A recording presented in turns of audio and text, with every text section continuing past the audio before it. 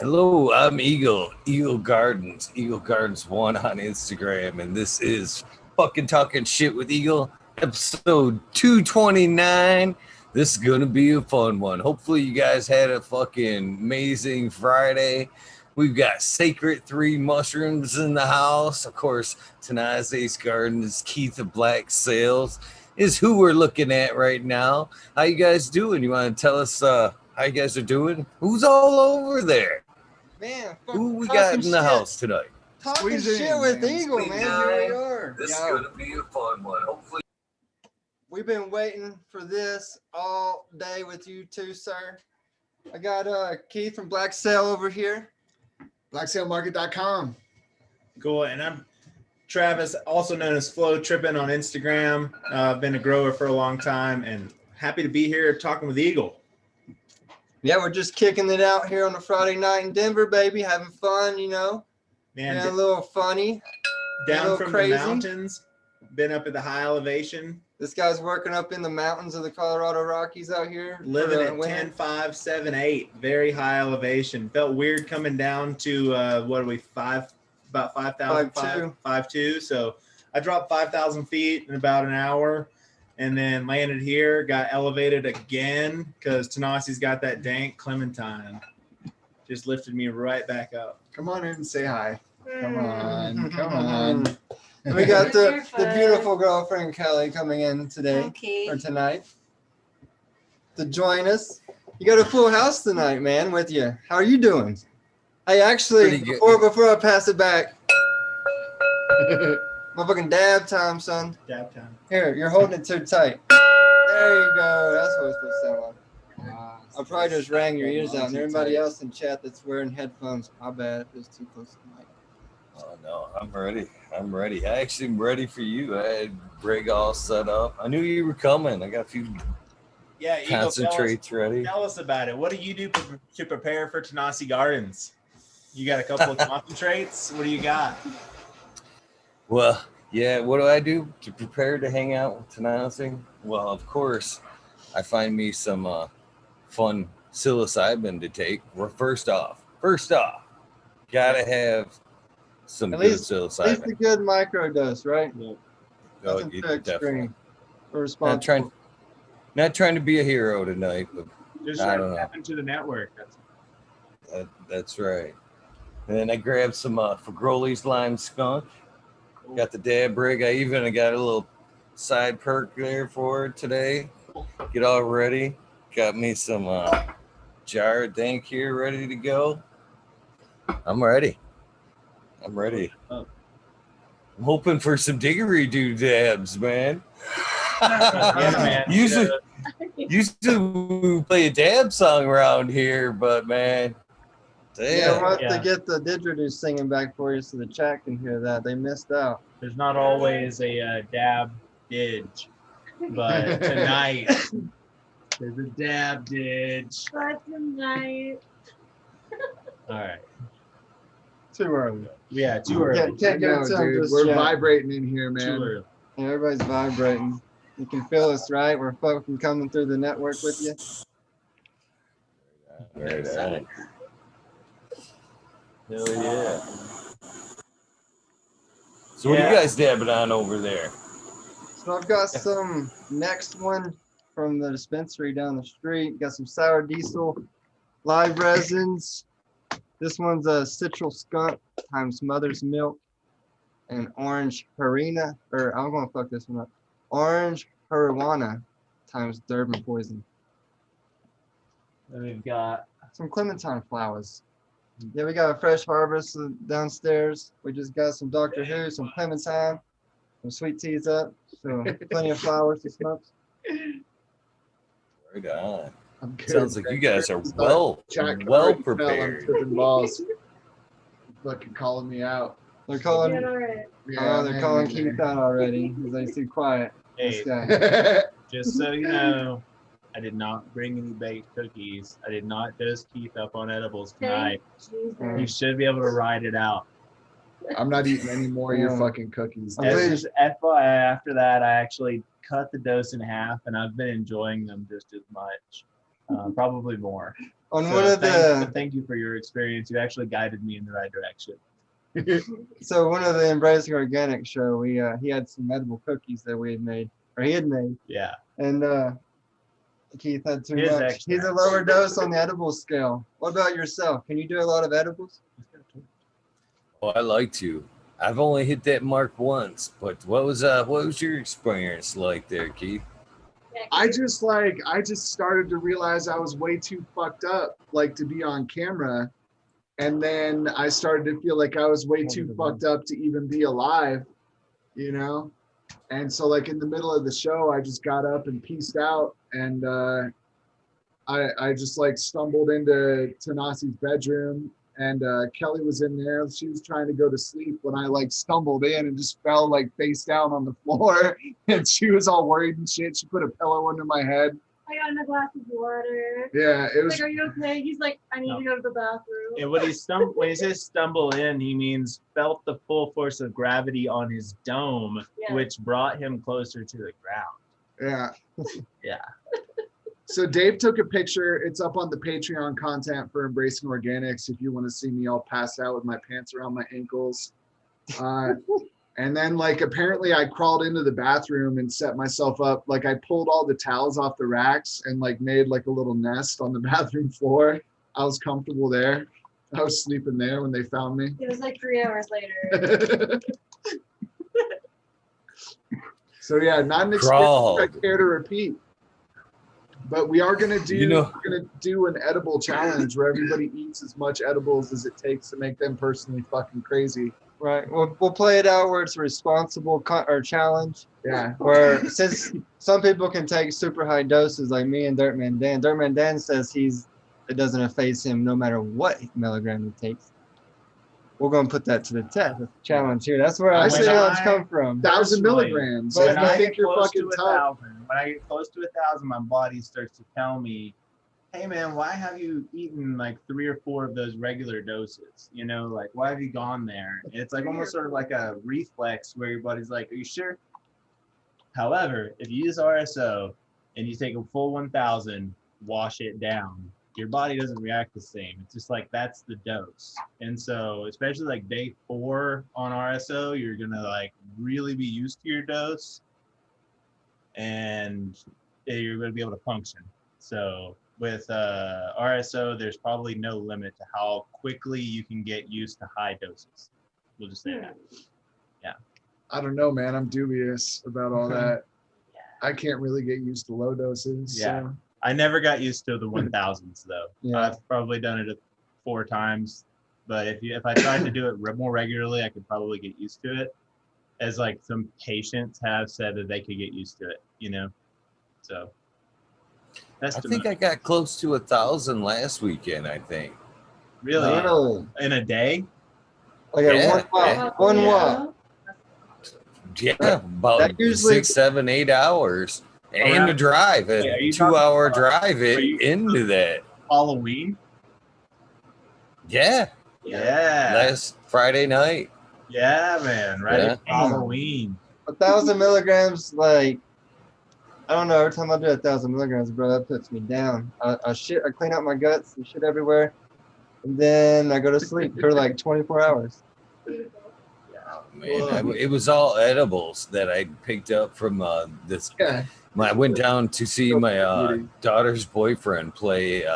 He plays in a heavy metal band, and down in Genesee County, they've got a social there where you can actually sit down, eat food, smoke. You can actually buy cannabis there, sit down, smoke. So got to sit down and watch him play and fucking chief down, and they had a good deal on some edibles, man. And I sat there and powered through just a ton of edibles, man. And whew, it was a pretty good ride. It was a pretty good ride, man. I mean, the closest I've ever gotten to like a Keith experience though was probably one of the first times I made butter. And you ready for a dab? I'm ready for a dab before I tell the story. Yeah, Eagle. for someone who smokes every day, man, it's never changed. Like ever since I was a kid, I've been just the classic lightweight, man. Like I get so fucked up, dude. I don't know what to tell you. I'm a cheap date. So I have a freeze dryer, and I had a buddy come in. We did a little test with some product. Washed it, freeze dried it, then we pressed it out, and then we decarboxylated that rosin, and then we made freeze dried ice cream with it. Yes, it's so And good. dude, something about that rosin decarboxylated in that fucking edible, dude, fucking was like the most powerful edible I've ever had, and it was like 150 milligrams. I was like, this is different than the stuff you buy at the store and different stuff that you can make with like cannabis or coconut oils or butters or anything. It's like, this is a little different. Even though you decarboxylate the butters or the product before you make the coconut oils, it was like something next level. And I was like, there's something to this.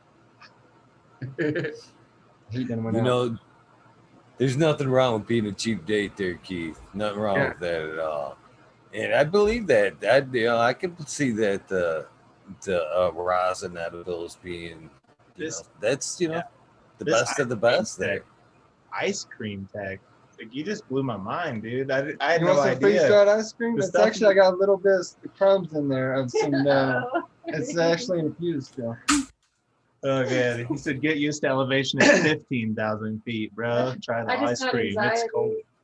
It's real hard to level out here, You're buy the ticket, it's like, right. That's what he said. Shit. The ice cream makes it tough. It's like when you get a little bit high off of edibles and then like you start to get the munchies and you want to eat like some brownies or some chocolate and it's sitting there right in front of you, but you know you just can't because it's just going to get you like twice as high. James Simons, would you recommend Amanita mushrooms? Oh man, for first timers, I would not recommend you ever trying Amanita mushrooms. That might not go well for you unless you're really dove deep into the psychedelic realm. You've done a lot of research on it and what you're in for, because it might not be enjoyable from what I hear, it might not even work right actually if you don't even. There's a method to it. You have to do it right. Way That's a harder. whole different psilocybin, isn't it? That's a whole different chemical. Muscimol? Muscimol instead of having psilocybin. So yeah, Right. that one known as like the heaven or hell mushroom. And so like maybe even partially to do with like pagan Christianity, in that like the mushroom itself would sort of decide for each person what kind of trip they were going to have. And it may have been based on like their karma or reality or something. And so as a person takes the mushroom as like a tea, they're going to get sort of drunken and then fall asleep. And it's in the sleep that you have either like an incredibly uplifting, powerful trip and you wake up with more energy and can just sort of thrive through the world, or you go into like a dark place where you kind of have to deal with your demons or whatever. So it's up to the mushroom to decide. So I think that everyone in the tribe would come to a shaman to kind of do the trip and get clarity, kind of like in like maybe like Catholicism or something. There's like go to the Father and like confess your sins, whereas like in the 500 years ago they would just go to a shaman, have this trip and like confess to God themselves what they've been going through. You know what I mean? So yeah, known as the heaven or hell, Amanita muscaria. Not everyone, like he said, not for everyone. Yeah. So I've posted a website in the chat here. I was going to try to screen share. You've got it disabled or something like that here. It's not really nothing important, but it's just the psychedelic gospel, and it's the secret history of hallucinogens and Christianity. And it kind of dives deep into like the Amanita, the psilocybin mushroom, and how it's kind of been throughout history hidden in their eyes, and how there's just evidence that's all over the world of just artifacts and a whole bunch of You can landmarks. screen share there. Tanasi unlocked it, dude. Yeah, man. I was looking at the website and it wasn't too much to show there. Something inspired those people to make a lot of beautiful music. Right, so this book here, man, it dives really deep. It talks about Santa, I don't want to butcher her name, Santa Maria the Mexican shaman in Mexico lady that was doing it in the 40s or 50s, and then that Wasson, the Gordon Wasson fucking journalist dude went down there and destroyed it by making it mainstream by basically releasing it to the public in a big ass article, and everybody flocked down there and basically destroyed what she had going from tourism. But and it talks about the Amanita muscaria. That's kind of where I was going with that. And it goes into how it's the Santa Claus mushroom. That's kind of where we get the red and white with the Santa Claus and ornaments under the tree because they grow underneath conifer trees. yep, these grow underneath. They're red and white. Yeah. How do we get on that topic exactly? A guy in chat asked about taking Amanitas. Oh, yeah. So find them in forget the your name, wild. sorry. They're in a cluster underneath a pine tree.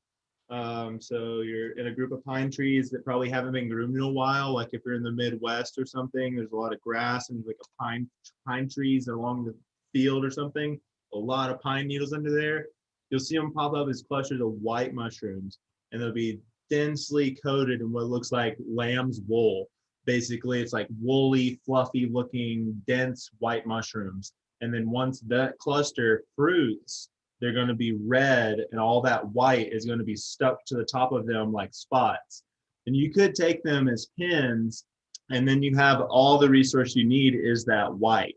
And so if you're going to like do a really pure extraction to try to get like the least amount of neurotoxins or like poisons that might be in that mushroom, you just want to take the white caps, the white bits off the cap. And then if you pick them when they're pinned, then they're covered in the white coating. And I'm not sure how easy it is to get that released or anything at the pinning stage, but once they're fruited and it's just the white spots, are kind of easy to flake those off. And then you can use that to make your tea, or make your tea with the whole dried cap. Just dry the cap out, sun dry, and then make a tea of it. So you've taken Amanitas? Yeah, I've picked them, foraged them, and taken them. Yeah. Describe the experience. Did you get the heaven or the hell? I did just one single How mushroom. big of a dose? Yeah, Let's start with that dose. one single mushroom that dry weighed a little over 1 gram. And so with that, hot water, made a nice tea out of it, ended up adding a little bit of fresh lemon juice, and made it really tolerable for flavor. And I honestly just got sort of a heavy feeling in my stomach, which made me want to lie down. And then I woke up well rested, and again, like feeling like I could go run a 5K, and just like kind of start my day. It wasn't like, it was more of like kind of a Mario experience with the mushroom. It kind of just gave me a little bit of power to keep going, and I think that's probably how to do any mushrooms, with a micro dose. If it says it's super powerful, don't go try to find out how powerful it is, because it's probably much more powerful than you're ready for.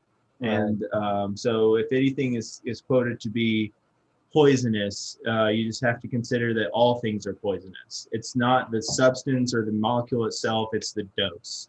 And so if like you eat 100 pounds of oranges, we'll like all be crying at your funeral, and we will like sip mimosas in your name, but just saying, like, any kind of substance can kill you with too much of it. So just except weed. Except weed, it seems like, yeah. Psilocybin either, though. You can eat your body weight in psilocybin, you won't Anyways, die. I'm not the wisest gentleman out there, but I'll just say, from experience, microdose if it says it's powerful.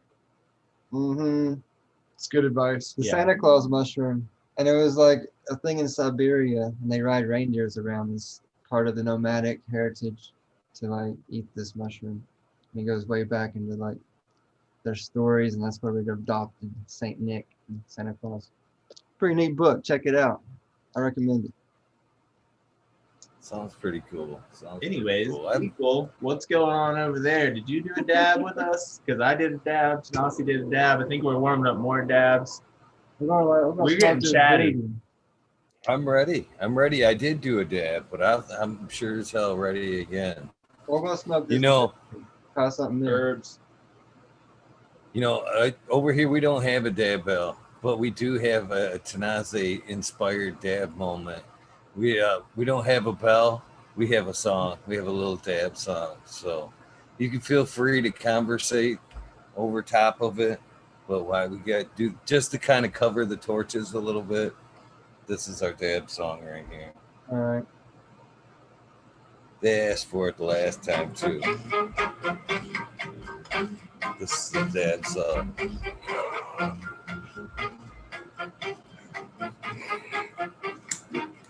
Cheers. It is. Cheers. That's what your dabs are for.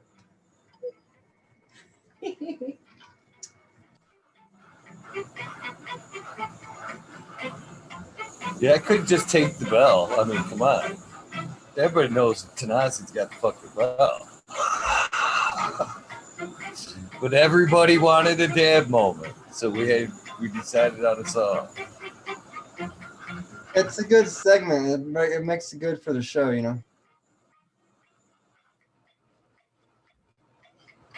You would think so, but man, they hit that shit all the time, man. Every time I like look in chat, they're like, dab song, dab song. I'm like, man, the show just can't be one long song, man.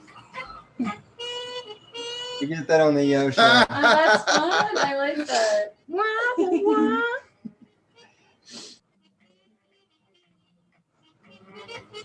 Cheers.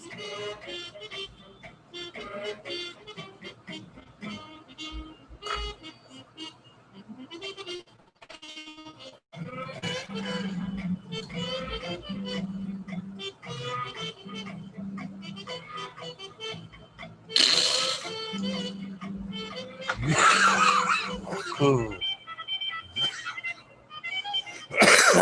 We'll have some cheesequake. Cheesequake with wax. Pretty good. So did I see that you got a sub memorial stream going on there?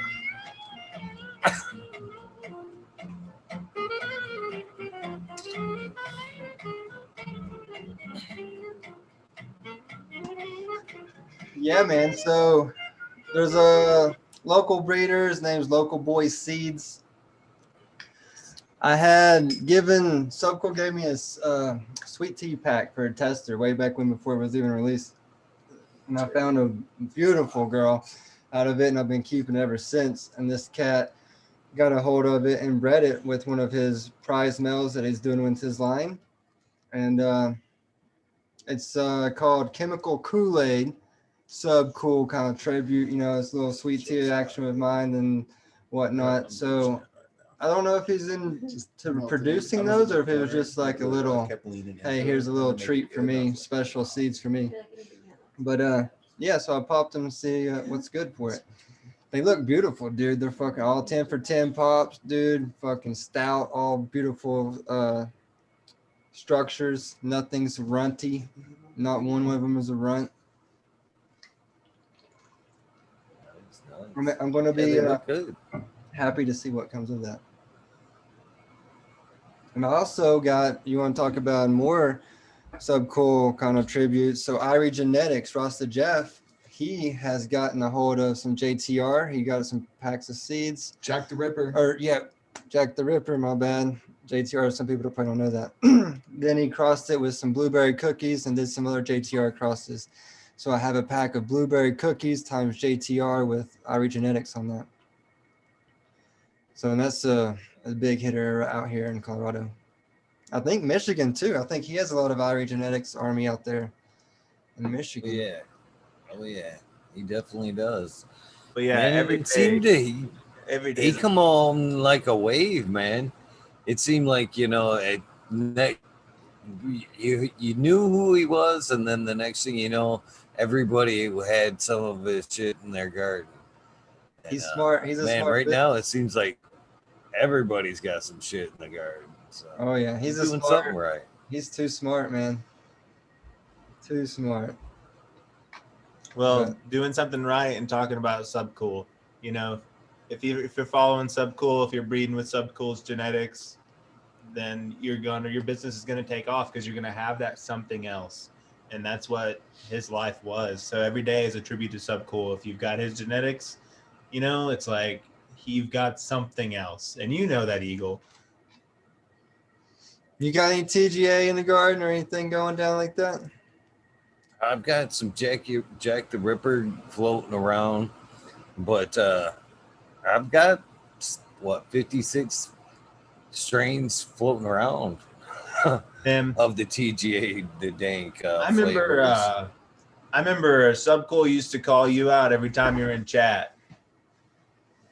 Good friend of mine. Yeah. Miss that dude. He'd go, "Hey, Eagle," and he'd just rock out like YouTube would demonetize channels, for playing music. Subcool didn't care. He was there to hang out with his friends and play music. You know what I mean? And he would just play full-length songs and jam for hours and talk about growing. He'd get into his gallery, and open up pictures of his grows and talk about the people who gave him seeds and plants, and how much work it took and how much network it took, and that's really cool. And it's all archived, on his channel. We can go back and find that information, but it's a good thing to look at and a good dude. Oh yeah, definitely. He was a lot of fun to watch. That too. That was one of the things that actually I thought was cool about him when I actually first kind of found out about him a little bit was that, he was actually growing his shit. You know what I mean? Everybody else that you've seen across the board was like, here's a picture of my stuff. He was actually in his room going, you can fucking grow this. You can grow fucking big old plants just like this. I thought that was pretty cool, kind of putting his money where his mouth was. Right. Like that. And it's just free knowledge how it should be, pretty much.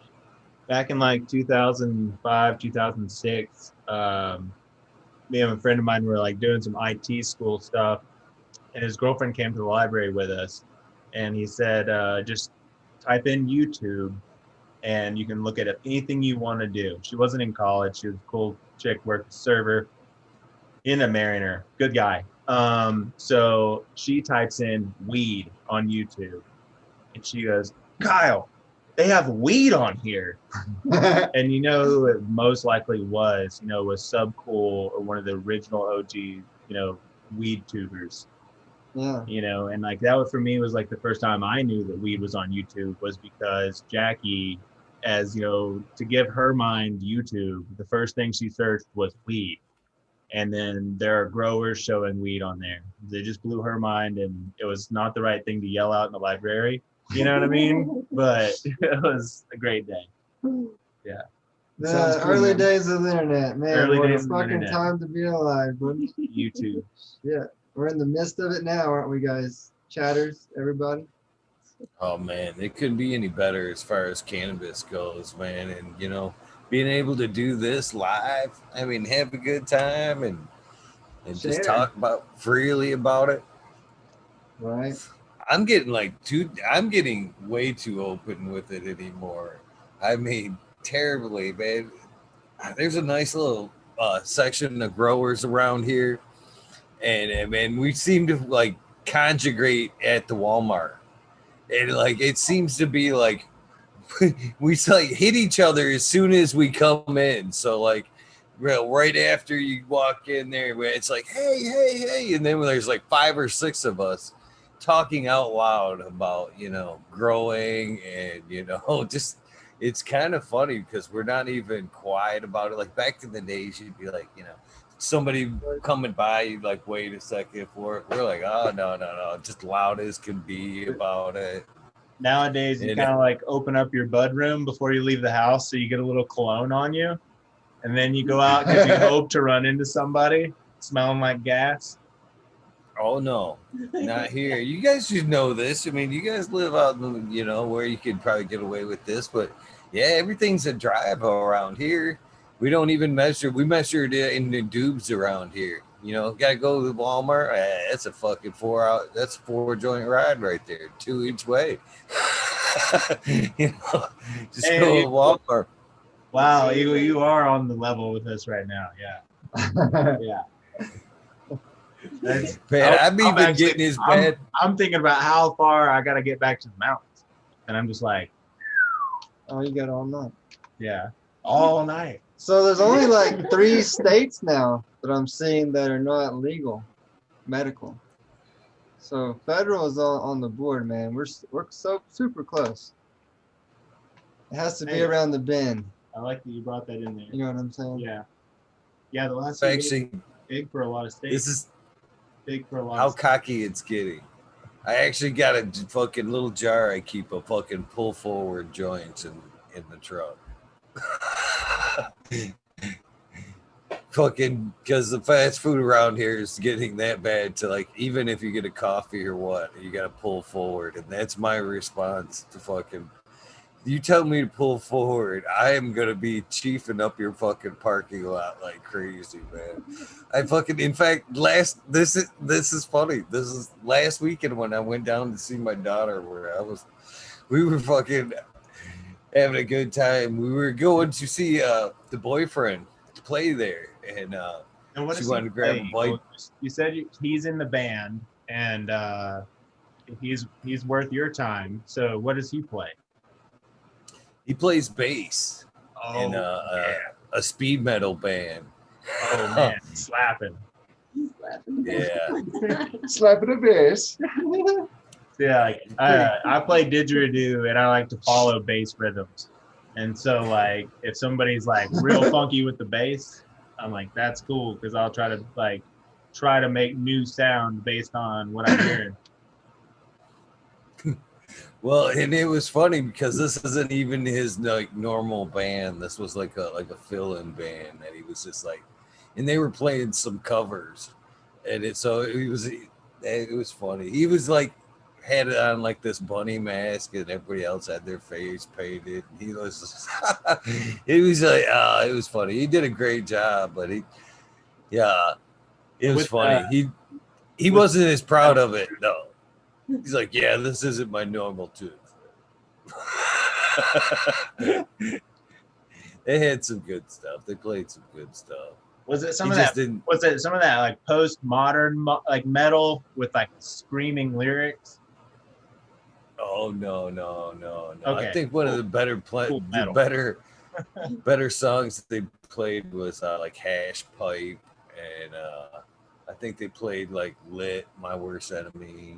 That's good metal. Yeah, that's good stuff. Yeah, I thought you meant like some Yeah. fucking Lamb of God or some fucking kitty. No, shit. that's what he would usually. No, that's what he would usually be playing. Oh, okay, got you. I was up In the in fill-in Breckenridge band, that's what they were on, playing. on Mm. Halloween night in Breckenridge. A band played. They played a Sum 41 song. They played a Green Day song, and they played a AFI song, which A Fire Inside is kind of hard to cover. And gosh, there was one more right there with them. Maybe I said Sum 41 Outcast, not Outcast, Offspring. Anyways, yeah, man. Halloween night, the metal bands were out playing on the rhythms. That's awesome. I heard a little bit in the mountains. Yeah, dude. Same night. Definitely, Halloween, baby. Oh, it we was all- good all Halloween this Halloween. year. No, you're good. You're good. Well, it's about that time. Thank you. T-Ben said I sunk into the couch. Yeah, man. I was doing my best to disappear for a minute. I stepped back. Nah, dude, take the wheel. I feel like you need some space. They're calling for the dish, dude. The Yeah, dish. Here. While he plays this dish, I'm gonna give my little spiel about some mushrooms here. Okay. I lost chat though.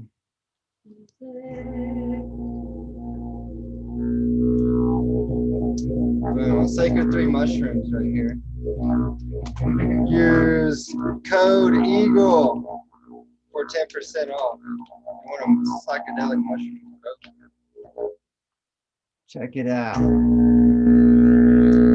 that page.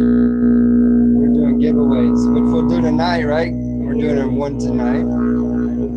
Then this was last month. We've been doing monthly giveaways on the website. This guy won last month.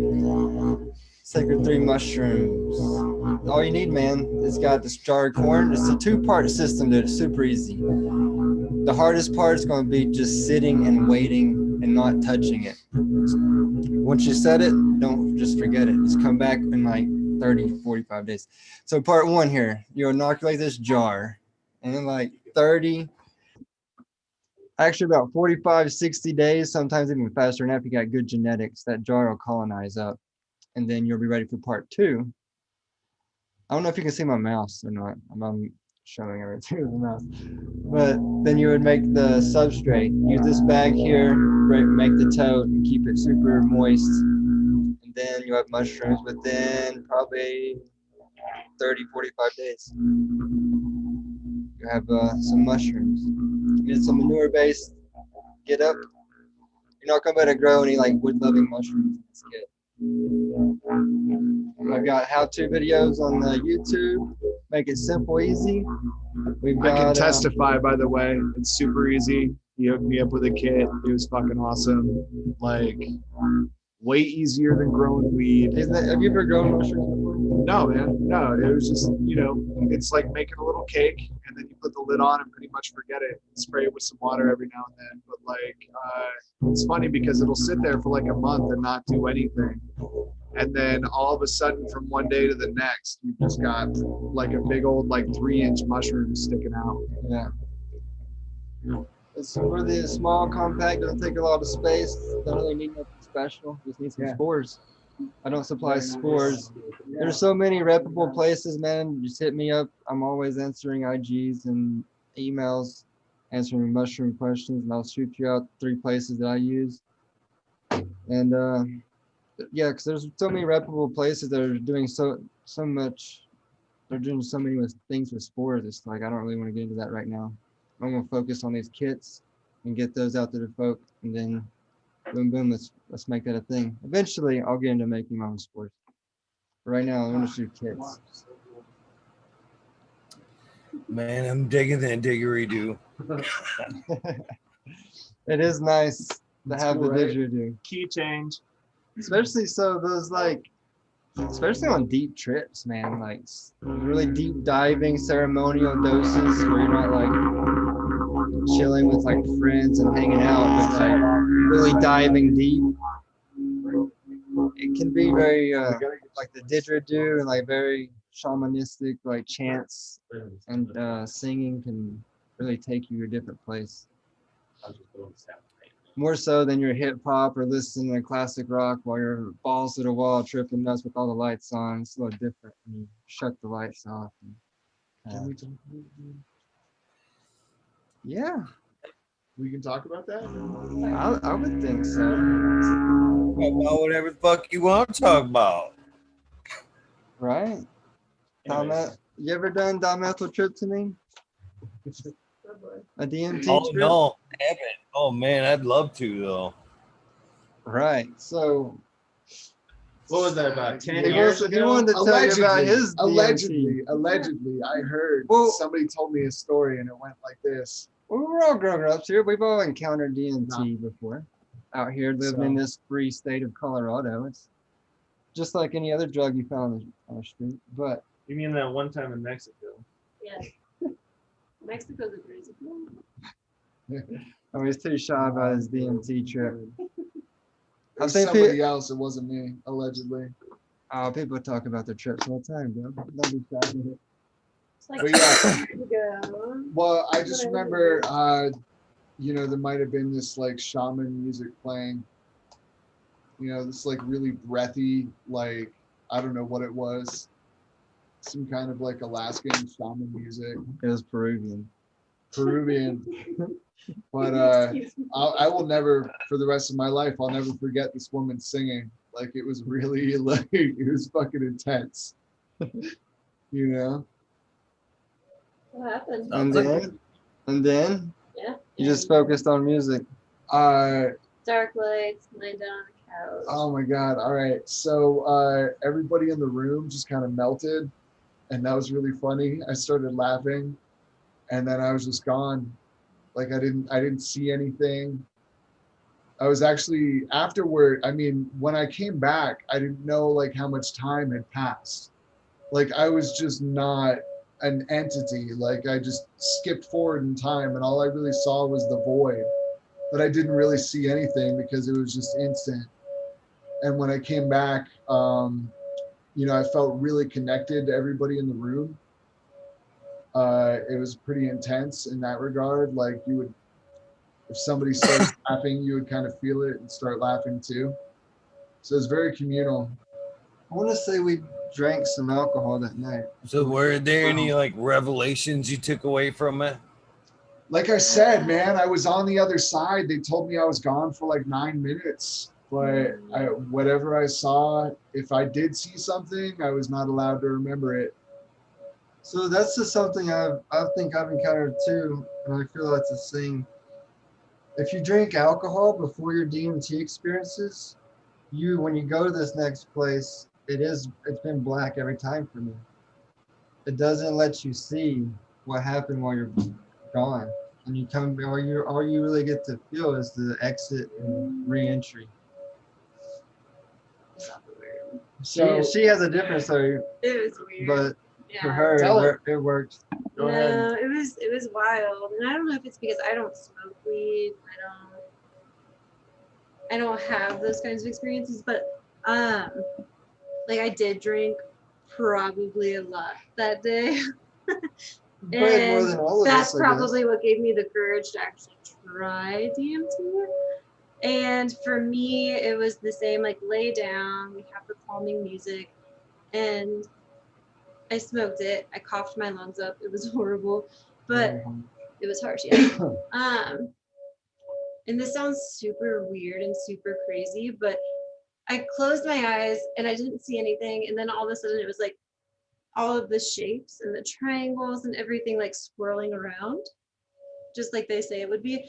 But then it was, I was being lowered down into a hole. And there's like these animals at the top of the hole. This is super weird, right? And they're like burying me. And I'm like, why? And then I wake up. And that's it. So I'm like, well, I have to figure out what's in the hole. So I try it again. And then it's crazy how you go back to the same place. And I think that's kind of universal for most people. They go back to the same place. It's a timing thing. That's why I asked you immediately when you came awake. Because you have a certain time before you can you have to have so much in you. Yeah. So you're able to do that extra hit.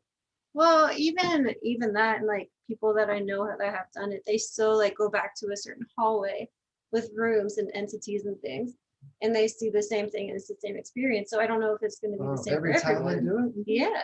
Damn. Yeah. So it's wild, but like for me, I went back into this hole and now it's dark and there's like this worm or something and it's crunching down and it's really scary and I'm freaking out, but I'm not scared at the same time. And it like goes into my brain and my brain is black, most of it, and it eats out whatever black is in there. And then I wake up. What was that? Wow. A cleansing of some sorts, perhaps? I don't know. Wow. We don't know. I don't know. But I woke up and like it was very peaceful. And I just like I was looking at the wall and the wall was like calm in a weird it doesn't make sense. I don't know. Now that I talk about it, I sound like a crazy person. But for me it was interesting.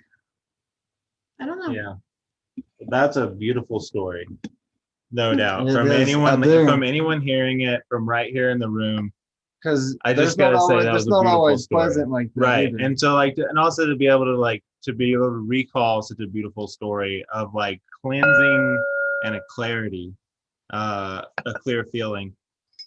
From my personal experience, I seem to find that anytime I do like a micro dose into the DMT realm, I would find that sound is the construct. Sound is the construct of our reality. And so it's because of a sound that is carrying light that all things we have in our realm are possible and all things that we can perceive are possible. And that when you have sound, you have structure. And so when you change the sound, you change the structure. And so, and when playing music, musicians may know that with certain sounds, they can structure the living organisms around them, And so like with plants and stuff, growers oftentimes are playing classical music, which is like projected from some savants who knew musical code. before people knew what math was, you know. And so like that type of frequencies and those type of people who could harvest those frequencies, and like we can still use them because of information, which is us transcribing light into text, which and language, you know. So yeah, so that's my kind of like findings on it, is that like sound is a construct, and it's also makes it possible for us to have light. And so sound and light would be one and the same thing in our reality. But yeah, I dig it. so mine, that was my perception is when music is being played, like he said, everyone melted. Yeah, everyone melted in the room. And her voice, I would never forget it, because it was her voice and the frequency in that song he was hearing that was flowing through everyone and changing the construct of them. And with his perception through his DMT, the last thing he saw was everyone being changed by the sound of that music at the same time. And as he was being changed on like on this deep level, you know. And so that, if that's my perception of your story, you know what I mean? And with hers, like she said, she was on like her own journey toward bravery to even go into it. And so with that, even feeling a falling feeling might be somewhere inside of you, the alcohol inside of you making a bit of a pit. You know what I mean? Where you were like, whoa, I'm falling out of this realm of wildlife and everything, and down below, and they're burying me, and I'm going back. It's because like there was like a lack of purity in your liver. So like your body couldn't keep processing the DMT, it had to kick you out. You know what I mean? And that's like, and I get taking some alcohol for the bravery, but at the same time, it's like I seek more of like a pure liver for the I experience. definitely don't recommend alcohol when I won't even give it to you. Yeah.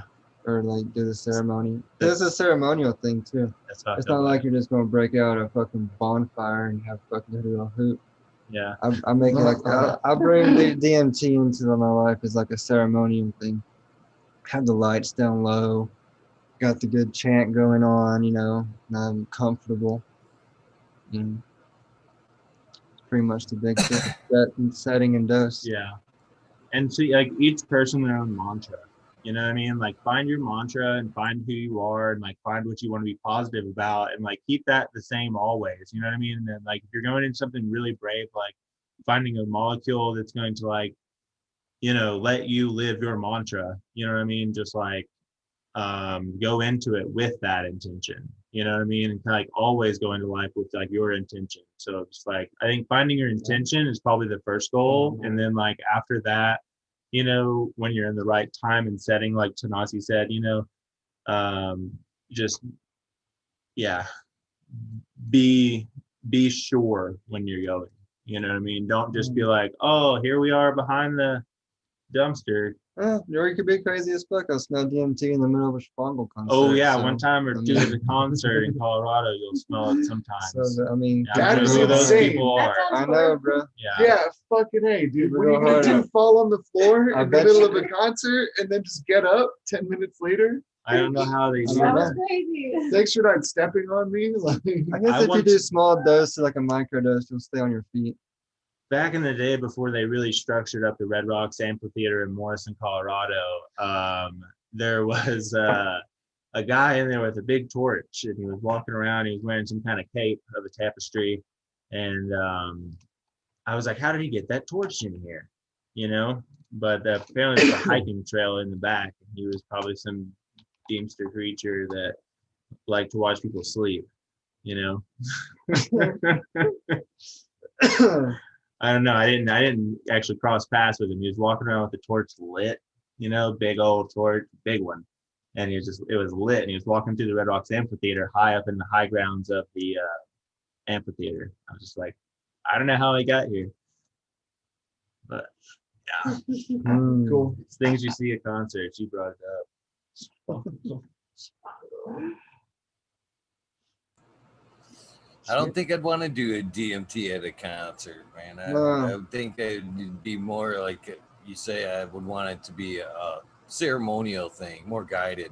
Yeah. And I hate to be freaked out the first time, especially at a fucking rock concert. Here you go, and fucking. That's how people have bad trips, right? Setting and dose. You do too much around the wrong people you don't know in a strange area, you have a bad time. Whereas That's a like, combo of fucking hell right there for you. And you're lucky if you don't know that the Yeah. drugs you're taking can't kill you. So And I like- remember taking mushrooms when I was a kid. I didn't know I could not die. I thought I was dying, bro. I had a bad trip. yeah, I didn't learn things later, but yeah, you can't die on psilocybin. Like these plants, that's the good thing about these plants. Psilocybin, ayahuasca, the peyote, the cactus, in a brew type plant form, and the weed, you can't really die on that, dude. You're gonna, Yeah. your body will, and the cactus and the ayahuasca, your body's gonna purge any of that before you ever consume enough to kill you. speaks from experience. Yeah. Peyote, son. That's Calito. Yeah. He has like the biggest spirit journey story for peyote ever, and probably Yeah. for many people who have journeyed to the same place. It for wasn't you all know. ponies and fucking rainbows as everybody paints the pictures and fucking shit of the peyote trips. So there's in Arizona, Wilcox, Arizona, there's the Peyote Way Church. You can sign on. I think when it's been a couple of years, they're getting pretty old. Two couple, forget their names, but they run the place and they have like cactus, peyotes growing. They're legally allowed to do it as ceremonial medicine. And people sign on to come stay 3 nights there, and you'll show up, you'll fast for 24 hours. The next night, you'll be given your brew. You'll be getting 21 grams of peyote and it's about probably about this size, maybe a little less than a quart, maybe 3/4 quart of a jar. And then, so it's not going to be guided. So you have the lodge that you stay at with the group that everybody that's there to do it. And you have a shower and the beds and stuff. Then there's probably, if you walk 300 yards in different directions from this spot, there's a campsite with a fire pit, and he's got an awning and a lounge chair, and you've already brought your sleeping bag out there and stuff to spend the night. So you take your little 21 grams of brew, go out there, and I waited till I tried to bring in technology, and I tried to judge the sunset. And the thing I learned a lot about peyote, and it works on your digestive system. So she said to take a tablespoon of liquid every 20 minutes. And you got to think, take a tablespoon of liquid, you haven't ate nothing in 25, 26 hours. So your body in 20 minutes should digest that tablespoon of liquid. That was the theory that I should have got, but I was stupid and didn't bring technology, and I drank too much too fast of the brew, and I wanted to get all 21 grams in, but I got 3/4 of the jar in. I just remember sitting there with it, and it was just creeping, and it just, this is 4 hours into drinking the brew. You start feeling it around 5 hours. So I've been drinking this for 4 hours, and I can't hold it down. When I take it's every sip gets worse and worse. And that last sip hits that gag reflex, and I just puke it all out. Then I'm just trying to sit there with it, and it's like purging. I'll purge out the darkest, nastiest ball of stuff ever. And I felt like the peyote leave my body. So everything in my brain was just tingling, firing off, and fucking zinging. Then I did on a full moon night, and I had my wolf pup with me. Then as soon as I puked that peyote out, I felt it leave my body, and all that tingling started to fade away. And I was like, man, I fucked up. I just dumped it all out. So I fucking try to get the last 3/4 in my body and sit on it. And I laid on my back, man, try to keep it in. I was like, I can't puke this up. And I held it in for probably another 45 minutes. And I'm on my back just trying, I'm sick and everything. And I just poltergeist fucking puke from my back, straight up, like, and I just launched forward to get out of the way and just start puking the rest of it out, and fuck all fours, sweating. Okay, so there's that. So this is supposed to be a 13-hour trip, and I'm only like 5 hours in. And it's still in me, but I'm not seeing like crazy rainbows and cool poppy colors that everybody talks about. Then I'm super cold, man. I've got the fire going. I've got sweats on, long johns, and I'm in a 3-piece military sleeping bag curled around the fire, just shivering. And my eyes are all watery, and I'm really just blurry vision. And I'm looking at the moon. I've got Coda, my wolf pup.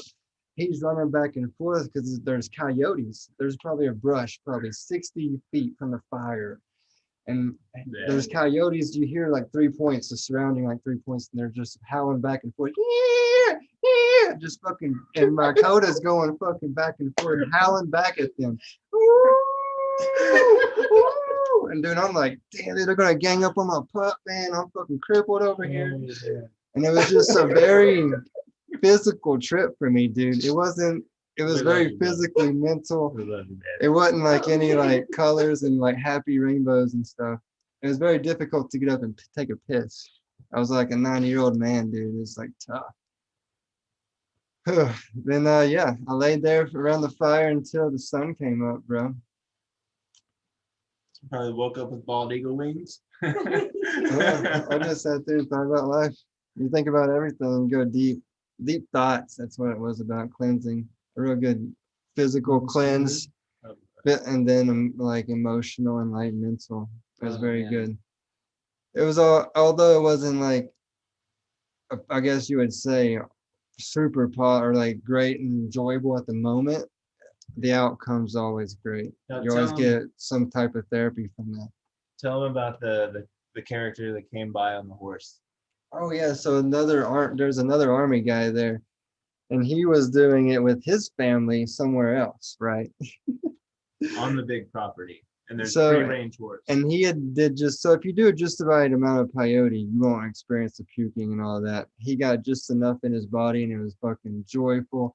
And there was this rescue horse that they had on the place that roamed around, and he said that the horse come up and said, "Jump on," and it let him jump on his back, and he was able to ride that horse around under the moonlight on peyote around this ranch. And it was amazing for him as a vet. And he enjoyed that. Jump on. I Yeah. love it, man. I could just see that horse just lowering down. Does it take a certain kind of branch, or can you ride any branch around? Wow. Oh man. So yeah, that was 3 days down there in Arizona. Joined the That sounds trip. like good. Summary, man. You sum that up in 15 minutes, or less. Yeah. So that's great. Good stuff. I gotta come party with you, Tanasi. We'll do some ceremonial stuff, dude. It's always a good time. And I'll Yeah, tell you the what, wolf man. dog's got your back. You know, there's a wolf for every member at this point. Eagle, come meet the pups. And when these two make dinner, they fucking throw down hard. Eat good. Treat your body like a plant, man. You put good super soil and good nutrients in your plants, man. Do it to your body too. Don't be putting trash in, dude.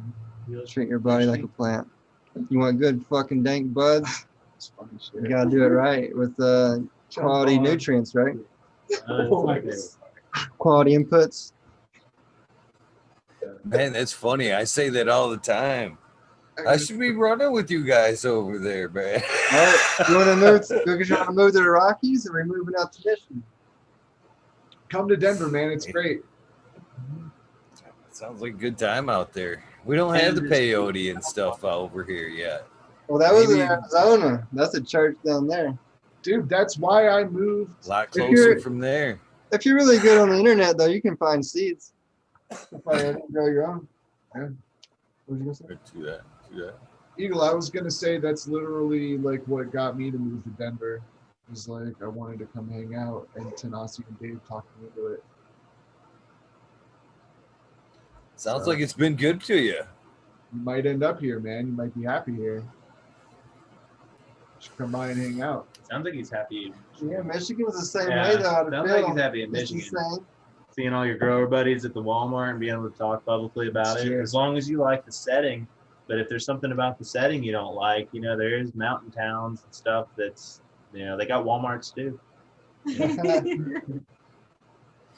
I like the, I've always said, I like the setting that I'm in because I'm in the middle of nowhere. I just wish I could take it south. Isolation. Couple hundred miles. Yeah. I'm ready. My next move from the city would be isolation. 100%. It's pretty isolated up this way. Pretty good time though. Pretty good time. No doubt. We had a friend that was living in a place in Michigan, very far north in Michigan, and there were old steel. Maybe it was a place where they used to harvest steel ore from. Very far north. You remember where Stone used to live? What? Where he met his wife? No. I don't remember nothing about home except for the mountains. Oh, it's okay. When he lived in Michigan. Oh, I never went there. Yeah. Anyways, never been to Michigan myself. I've been to Wisconsin, Illinois, but I hear Michigan's one of those really beautiful states that you might fall in love with. And so those are the kind that I avoid. Like Wyoming, love it. You know what I mean? Montana, it's awesome. But they also have like that bitter cold that like if you fall in love with the spring and the summertime, then you have that bitter cold. So I bet, you guys are dealing with it. All right. I got to pee real quick. It's so big. I know. You know what I mean? Like it's got its seasons. We have some nice seasons up this way. Some great people. But man, I can't. Depends on where you're at as far as the seasons go, man. We got it beautiful up here, but man, it changes from beautiful to snow for a very long time. And that's the only aspect of it that I don't really care for. It's that large amount of snow for a very long time. That's the thing is I think I've flown into Minneapolis, St. Paul, and just seen that land of all the lakes, incredible summertime. But I guess hockey's good, hockey's like a good thing when you got a lot of frozen grounds. I lived in Montana, and the winter there was bitter, but that was the first place I ever found medical marijuana. I remember there's a guy on Instagram called Yellowstone. You know Yellowstone? You should give him a follow. He's a Montana medical grower, been growing for a long time. And Montana Medical's been around since 2005. And so Montana's a nice place too. But they never went recreational. But their dispensaries back in the day were like coalition produced. So if you like moved to town and you were a grower, you could fill out a form and join the coalition. And then they would give you an idea of where a rental property is if the landlord's okay with you growing. And then you set up a grow and you can put your weed on the shelf at the dispensary. And so it was just like the coalition fed the dispensary, and this one guy had the storefront, and his kid always had $5 to spend at the Hungry Moose. You know what I mean? Like his kid would ride up to the dispensary and be like, "Dad, can I get $5?" And he'd be like, "Yeah." He's like, "Can you give $5 to Charlie?" And he's like, "No." He's like, "You play the cards you dealt, son. You got to get your $5 if you're gonna go ride around town." Yeah, Dad. Yeah, but anyways, that was the first place I got experience with medical marijuana, man. And I figured it was something right for like me and the people I was with, feeling gravity, staying like connected to earth, like not getting too like far away from I don't know. What? Love the ass. Nap time. I'm ready. Is that a recording? Yeah. Well, no, it's actually a YouTube song. Thanks for saving me. I tried to get the boyfriend to do like a heavy metal version, and he's yet to do it for me. That would be sweet. That would be sweet. Somebody's cool. He's gonna do it. You don't want to dance? I can do half of it, third of it. I'm ready for it. Funny, man. I just realized that things were kicking in pretty good for me over here. I look over at chat and I see Skunky Bud's comment of gremlins, aliens, and elves. Oh my. And then I start watching the chat and they're just dogging on me about my fucking smile and shit. It's fucking funny. Calling me out.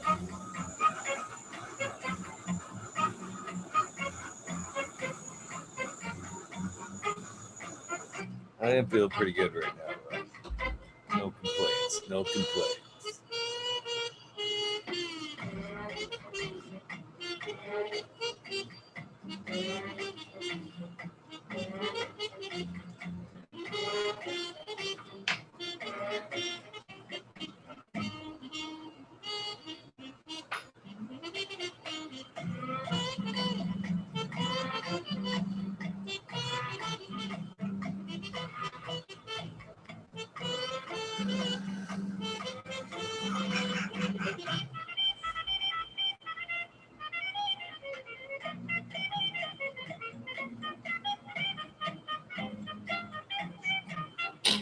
Cheers.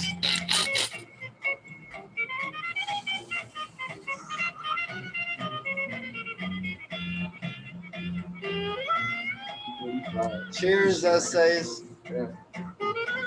The amigos. 11:50.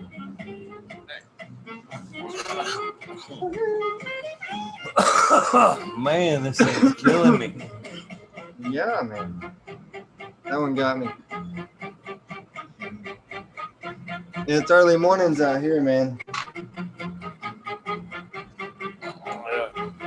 Nice. So what's your favorite mushroom to indulge on? Golden teachers. Yeah, golden teachers are pretty common faves. Yeah. My favorite by far. It's real heady, and not too body. So you're not going to be couch locked. You can actually like take a good microdose of golden teachers and get a lot of shit accomplished, a lot of work done. Very nice. That's what I think. So how everybody's making their microdoses and stuff, these companies, I think it's going to be a big deal when you're on your growing methods. It's not going to be, it's more dramatic. I don't know, maybe not. So as if you're growing a plant in Fox Farm as opposed to super soil. That's the same as your substrates. You got some mushrooms that are super tiny, man. I'm going to post a photo on Tanasi Gardens later on, probably in the morning when I work on it. But they're just super tiny, man. And that's grown on like, I don't even know how that was really grown. On some type of just cocoa core maybe, or just straw. But then you take a mushroom that's grown in a manure base that's rich with some like different types of blends, gypsum in it, manure, cocoa core, just a different blend of manures, probably 3 different types, and vermiculite. That ratio with that mushroom is way more potent, and it's even more potent so than if you were to pick it from the field. And that's going to dramatically change the microdose. If someone, especially unless like you're going to have to know the grower guest doing it, so that you know their methods and you're used to that golden teacher always being a 0.3 for you. Now, if you go over and find a new grower and there's growing in fucking some strong manure-based substrates, that mushroom's going to be way more powerful at 0.3 that you're not used to. You're not going to freak out or anything, but you're not going to be a little off and maybe a little high on your microdose. And then that's just with the golden teachers. Now, say you do a 0.3 of albino penis indies. That is a completely different microdose from the golden teacher and experience. Here's the thing, and too, as I hear your numbers, you're saying 0.3s because that's high. That's super high. Yeah, that's your seeking it. It's like when you go over maximum 0.25 grams, dude, you're going like you're ready to like set back. You're maxing off to get. You're just not doing micros no more above 0.3s, I believe. Yeah, and then micros are below because that's not. Yeah, because that's whenever you're gonna have to take a break because you're on mushrooms.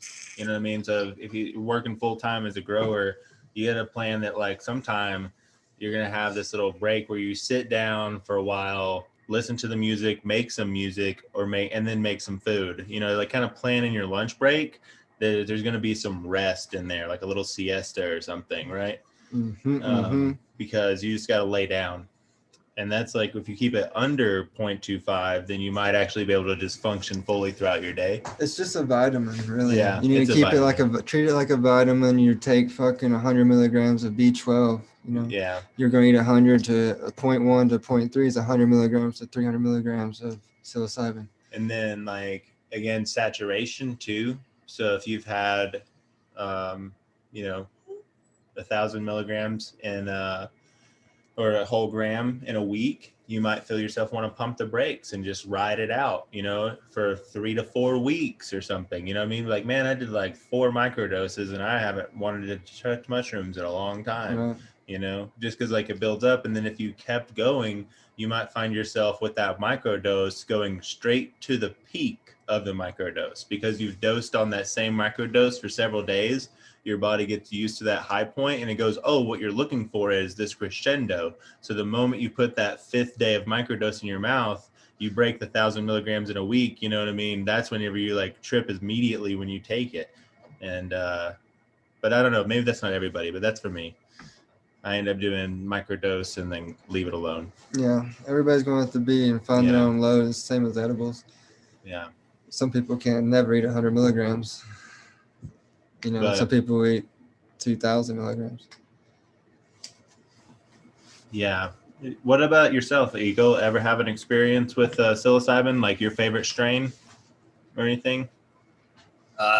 As far as good, bad, awakening. Yeah. Did you know they were what they were when you got them? Because like I know there's been a time or two in my early days I wasn't sure exactly what mushroom strain I was getting. No, in fact, most of my experience was not knowing. Just, you know, here's some mushrooms, whatever, you know, this is what they are. And have, you know, a bunch of us getting together and tripping. As of late, you know, it's been more truffles. I can't even remember. I had the name of it, but I can't remember it off the top of my head. It's like a Georgia, ALTA. TIA, so it's a rare truffle. I've Sorry, I gotta get up. All right, cool. Yep. I've actually got some from Amsterdam. Actually, sent over as like some psychedelic truffles. Now, I want to say it was real muscimol. Those we were talking about, muscimol, salmon, and amanita. Yeah, it's the same compound as amanita, and you have to take.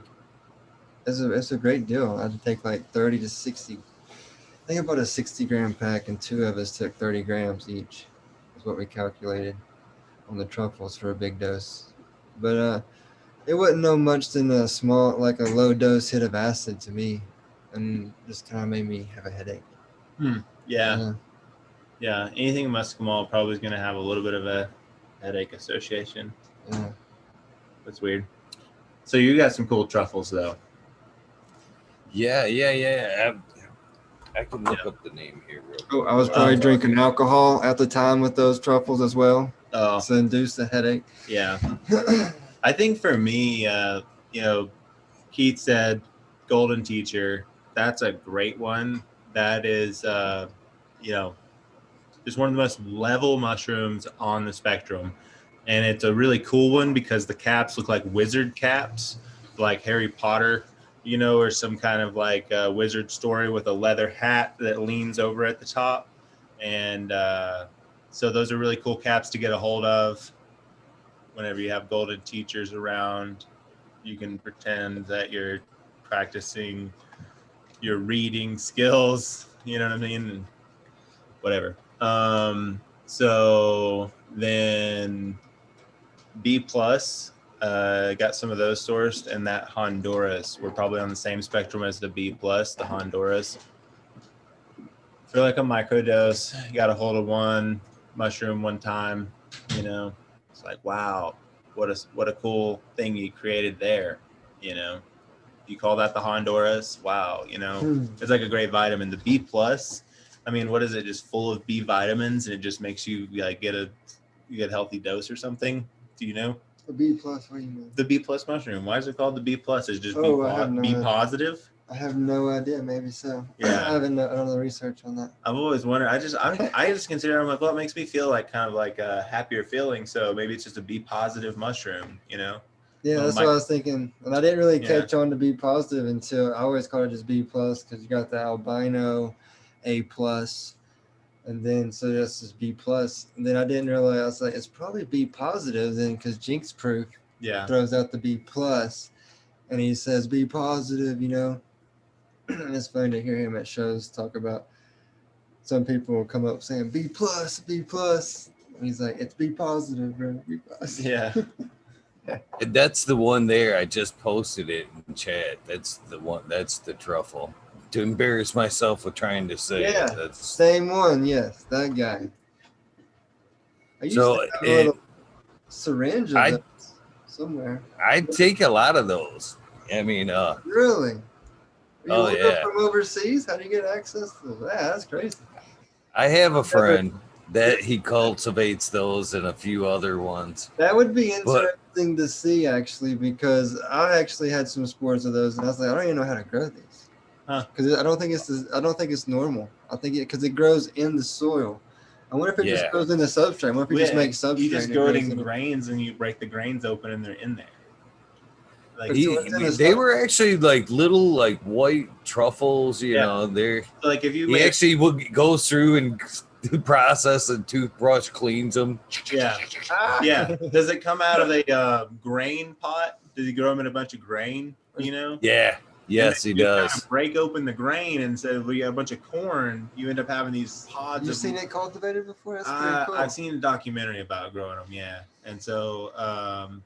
That's cool. Yeah, that's cool, and they're pretty robust. So you say you could like using a brush and brushing them off, and then you could like just slice it with a cheese slicer or something, right? And then you have some truffle. Oh man, I just usually chew them bastards up and swallow. Oh man, is the flavor really good? No, it's terrible. It's terrible. Okay. In fact, he actually got to the point where he was grinding them up and putting them in capsules, and that's what I ingested today. Okay. And that's the same with the tincture. That's the same strain in the tincture as well. Yeah, truffles, like really good truffles, like black truffles, the like high-end flavor food. They grow under oak trees, which is weird. Like a truffle farmer, you know, but it's still in the soil, but not. So they like wood. They would plant oak trees in the soil in the region that they're growing in. And so they're already in the mycelium in the region. And so a property owner that wanted to farm truffles would just plant oak trees on their property, and the mycelium would reach the oak trees and the fruiting would happen under the oak trees. So that's like a little low end on the nature's cool. European or truffle. Nature's so cool. If you're in there, if you're out there, plant some oak trees. I tell you what, you know, you're not supposed to, from what I've read on them, you're not supposed to take that stuff for too much. Like once every like 7 to 10 days. With that particular truffle. Yeah, with that truffle, that's what it suggests there. But man, I tell you what, man, I took a good dose of that, and what's a good weight dose for those? Yeah. What's the weight on that? Because it's not. I'm sure it's often psilocybin. Oh man, I tell you what, it was weird because I had fucked around from wet to dry. I had both, you know what I mean? And I never really took that into consideration when I was weighing, because I was taking right around 5, you know, wet. Shit. And then I took 5.5 dry. Wow. And woo! Yeah. I tell you what, I talk about this experience a lot because it changed my life, man. So it changed my life. What he's saying, Eagle, sorry to interrupt you, but what he's saying is that's a muscimol mushroom. And that is similar to Amanita muscaria, the red one with the white spots. And so tell us about your life-changing experience on a a heaven or hell muscle mall trip. Woo. It was bad. It was oh man, and you know it's usually not like that. Yeah. It's usually not like that. You went. You really? So- Because here's the thing about psychedelics. I'll Shit. stop you 1 second. You might Tom, do let him tell the psychedelics story, a few dude. times before, and then you hit that one dose right, like you're talking about to, boom, it works perfectly. Anyways, yes. Oh man. So I take that and it's, you know, I'm starting to have a good ride. I'm starting and enjoying it. And again, I've got the, you know, I've got these from a daughter's boyfriend who's called cultivate these. All right. And I kind of said this story as well. He's like, he's palming me these like once a month, you know, a nice zip of these truffles just to kind of stay on the good side of dad is why I get such an access to it. So I fucking take this and, you know, if things go from good to like lock up very quickly. And man, I'm sitting here, I paced around to where I couldn't fucking deal with it, man. I'm like walking around and I'm still fucking having a hard time. And I actually had to fucking call my daughter and fucking, I didn't even say nothing. She was like on the phone for like fucking an hour and a half. I just had to know somebody was there. You know what I mean? That it was just somebody that I could fucking reach out to and try to talk to fucking some kind of sanity. And so as I start to lock up or unlock a little bit, what unlocked for me was it was life changing because what appeared to me in the next moments is what unfolded in my life in the next year and a half, which was catastrophic. And if it wouldn't have been for seeing it that night, that day, in that fucking moment, I don't know if I would have been able to handle it. What would have laid ahead? But we fucking dealing with it and seeing with it, and then just had, it's like the whole thing played out. You know what I mean? I had emotionally dealt with it and detached from it.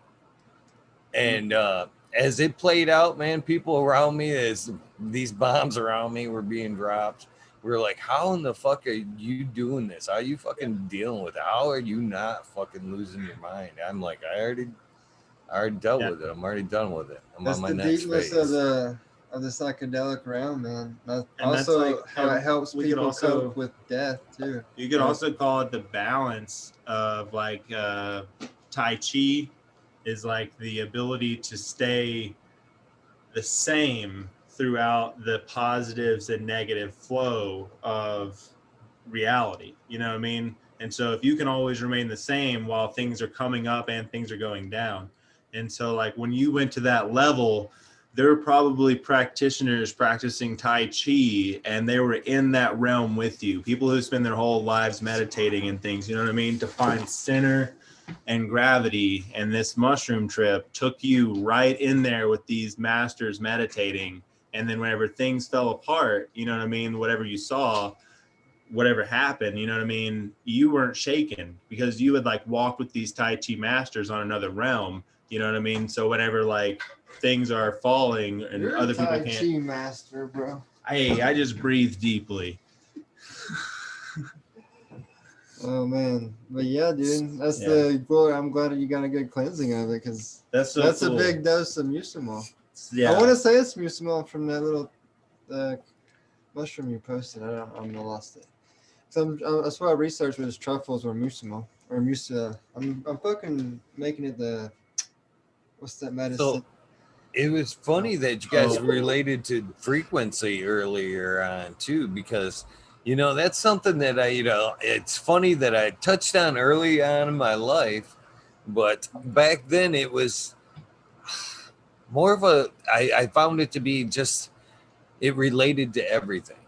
And then as I, progressed a little bit, I started to realize not only was it relating to the things that I had thought, which was, the basic stuff, light, matter, sound, you know, in general. Then I started realizing that it was much of a deeper level. It was frequency and inside of us, and how it relates to everything. You were talking about how frequency with us and the plants, but I think it's quite the opposite of way around. It's their language for communion that we're picking up on.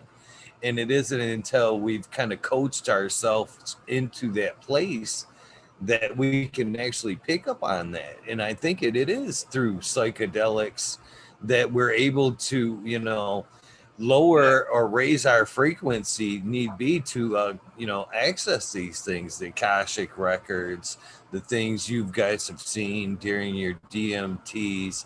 It's, your mind relaxing or actually hitting that magic frequency. I believe is how that stuff works, man. How like Casey or Gacy and see the future, Notre Dame and them. I believe they were able to, just access that frequency. All they had to take was a little botany of back then. I'm Well, sure they drew Edgar, plants. you mentioned Edgar Casey, and his was a traumatic brain injury. Right? What do you mean? That's what you were talking about, the guy Yeah, who prophetically drew a map that With the water guy? Is it the water map? Yeah, the water map. Yeah. And so his was a traumatic brain injury. And so with that, your brain's got to compensate for what it loses. And so in doing that, it's going to explore territory of the available brain. And so like he had a brain injury and his brain went on this exploration that fired up a bunch of mechanisms to make a new part of the brain recover his lost skills. But during that, his memory still stored what was available, which was like a future projection, like what you said you had. How long was he out? In your mushroom trip. I think Casey had a similar experience from. Well, how was he, like in a coma type during all this experience? I don't know his biography exactly, but I feel like it was a heavy machinery accident, or a ladder fall, something of that. That led. He exits it then on from a sleep state. Yeah. Okay. So then he could go back into it after that, is what you're saying? Yeah.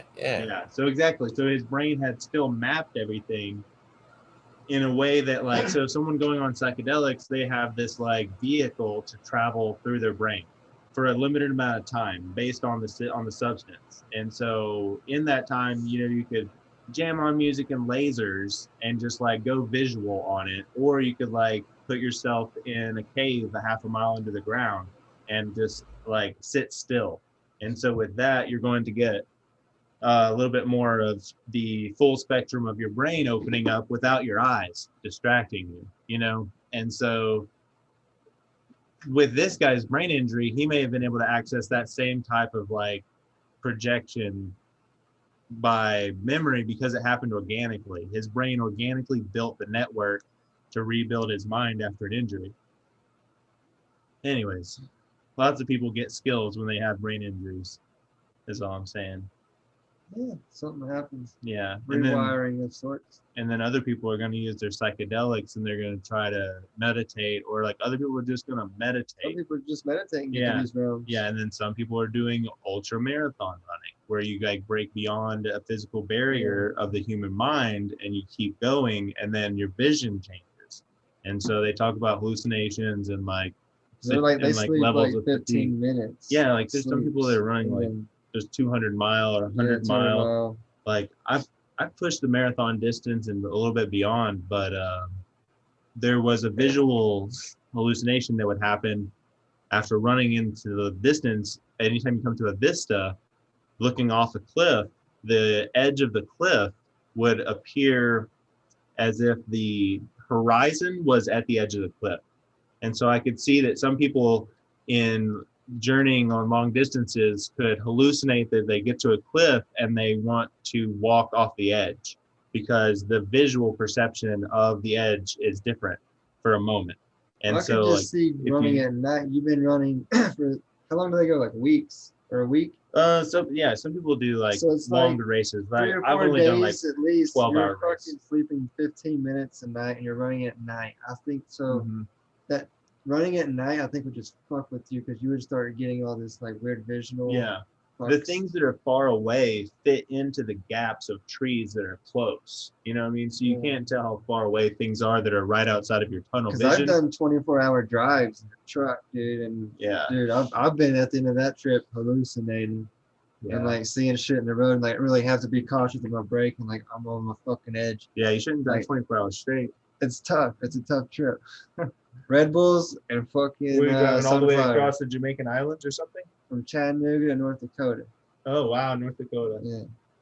Have you guys ever experimented or I know it might sound weird or heard of the Hoff breathing method? Yeah. No, what is this? Hoth. Yeah. Hoth or Hoff? Hoff, Hof. Is that a lot of exhaling? Yes. Yeah. Yeah, it's like Well, yeah, you're doing it fast, but you're like retaining just a little bit of oxygen yeah.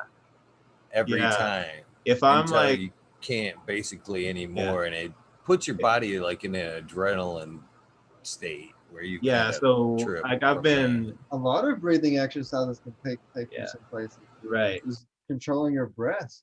You're right. That's what I was kind of getting at earlier is that like people meditating are a lot of times getting to the same place that people on psychedelics are. It's just a place where your mind can calm down off the sensory and like do its own thing. And so if you can go along for the ride while your mind's doing its own thing, well, that's like a level of bliss, you know? And so people are meditating and taking time out of their lives to do yoga and stuff because it gets them to a point where like their sensory kind of shuts down and they're just going into a flow. And like a lot of it's like an ancient practice. With Tai Chi, there's a meditative practice. And with yoga, there are several different practices, right? And so there's all involved breathing at a pace. And so like that one you're talking about, I was going to say that my experience with that technique is when running and you get what we call a side stitch, where a side stitch, where like we were getting a cramp or a muscle cramp on your lower diaphragm or rib. And so it kind of hurts. And so some people would say deep breaths and hold your hands up. But I think a little bit of like hyperventilating, like inhale, exhale, inhale, exhale, inhale, exhale, like more available gulps of oxygen and like quickly exhaling them because your body's going to get all of the oxygen in there immediately, you know? And so it's like if you can get a bunch in and a bunch out really fast, and you're going to get a lot of oxygen available to those cells that are designed to absorb oxygen, you know? And so especially in high altitudes, if you're trying to get some oxygen, some of that like hatha breathing and stuff, you know, suck in a bunch of air and then and exhale it quickly too. But yeah, are you practicing that to try to get somewhere or just get better breathing? A little bit. I've been looking into it a little bit for the better breathing aspect of it, and just a little bit of both, to be honest with you. Yeah. It's very intriguing. So You know, they say it actually leads to you being able to control your immune system with it as well. You know, they've tested people that have with things that should have made their immune system go haywire, and they were able to control it, walk through it, and no fevers, no nothing. Yeah. Just practicing the breathing technique there. I have one for you that's really simple. This is a Tai Chi practice. You take your tongue and roll it back to the roof of your mouth, where the bottom of your tongue's on the roof of your mouth near the back, head, you know, and you smile. No, with your mouth closed.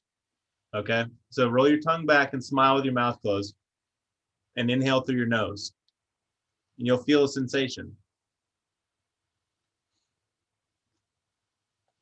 I have a stuffy nose, and it's so dry out here in Colorado. Yeah. If I go blow it right now, I'm gonna have a nosebleed. So anyways, what you're doing there is your tongue is like pressing against your vagus nerve. Whenever you put your tongue on the back of your mouth, you're like putting pressure on the vagus nerve. And then when you inhale through your nose, your body is getting the pure sensation of like, I'm inhaling, because you're triggering your vagus nerve while inhaling, which like, so like your vagus nerve, otherwise that resource of that nerve is there because when you drink water, it says you're drinking water, you know, it closes the windpipe. And so it's like a nerve response to, you know, what's going on. And so when you put water in your mouth, there's an access point to your vagus nerve to close immediately your windpipe, you know, and for the most part, that works. We keep our heads above water, you know, all that stuff. We have all these sensories here connected to that vagus nerve to associate us with like water. But at the same time, like your breath, when you do that inhalation through the nose with your tongue curled back, it sort of like spirals the air through your chamber. It's like, it makes an awesome breath. So it's It was uplifting. Yeah. And you can do them all day. Then like to go further, you would like stand and imagine that your collarbone and your head are suspended. So like they're just like lifted. And when you're standing, so like that's like the focal point of the upward lift of your body is your collarbones and the crown of your head. And pull that breath in, and you can feel your diaphragm drop and your gut lower into your hips, essentially just giving you room to breathe. And yeah, that's like a basic Tai Chi practice that is really beneficial for you getting better breath. So yeah, standing, suspended, tongue rolled back, inhale through the nose and smile. It's pretty simple. Super simple. Or just taking deep breaths. Yeah. Trying to work on taking deep breaths through your nose. A lot of people, I guess, have a hard time taking deep breaths. Your nose, watch your mouth. That's what that didgeridoo is all about, is breathe it in through the nose. Now that looks like some breathing exercise. Yeah, he saw me playing a good one earlier, and I was like, man, I just gonna lean back on the wall and tell my friends how that felt, you know? That's like, so you're breathing in. I'm gonna take a dab while I'm listening because I did hear the bell there. I don't know if you guys are dabbing, but I heard it. I just did one. Did one. But yeah, breathing in through the nose, playing through the mouth. Kind of like a harmonica. Well, then with the harmonica, you can breathe both ways. The didgeridoo looks hard as fuck, but I can't even make it work. You gotta have some floppy lips.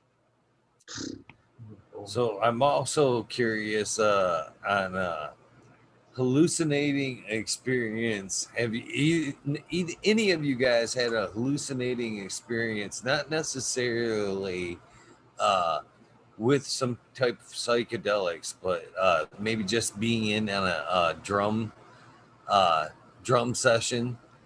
Yeah, or, man. Native maybe American just a powwow. chanting. Native American powwow in Red Clay State Park in Tennessee. They do a powwow. It's 3 days, and on the second night, it rains every year. And so the third day of the festival, it's muddy, but everybody's happy because they know that the spirits work. You know what I mean? It's like every year, the second night, it rains. And it's like probably, you know, a certain tribe that comes in and does like their rain dance. It's like their bloodline is from that area. But yeah, their chants and their drum circles and stuff, they're really transcendental to be in person. But yeah, that was actually canceled this year due to the pandemic.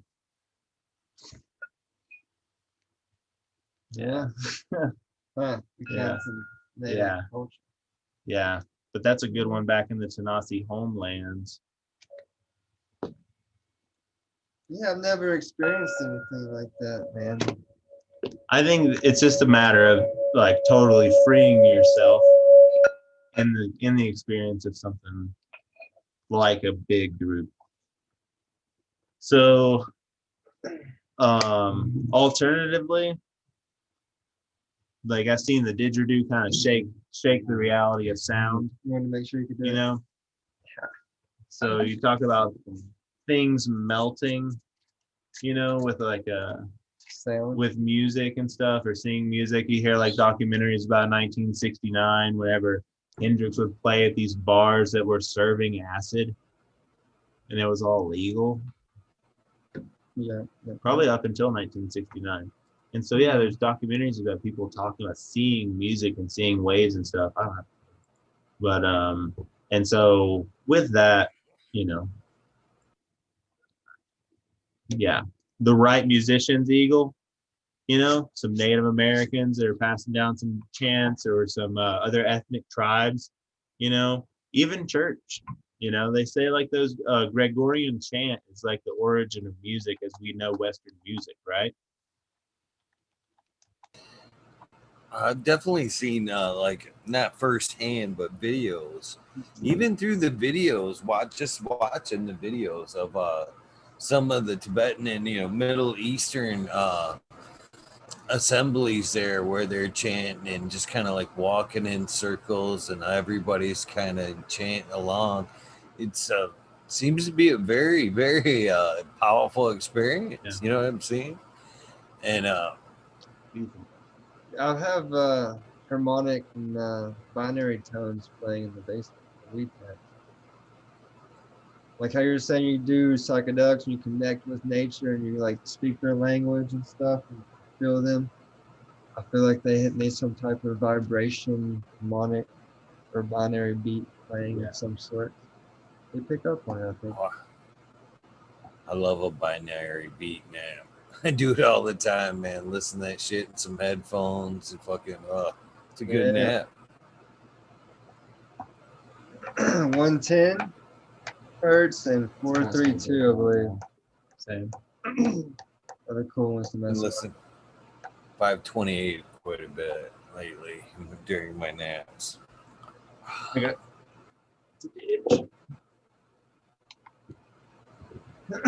But yeah, man. Freaking Didgeridoo us out.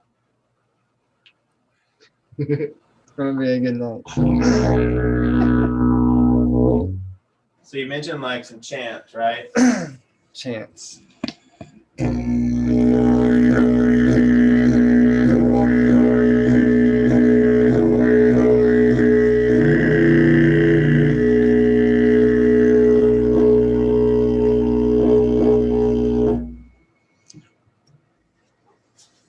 Is that pretty cool? Did that come across well? It does. It does. It comes across really well.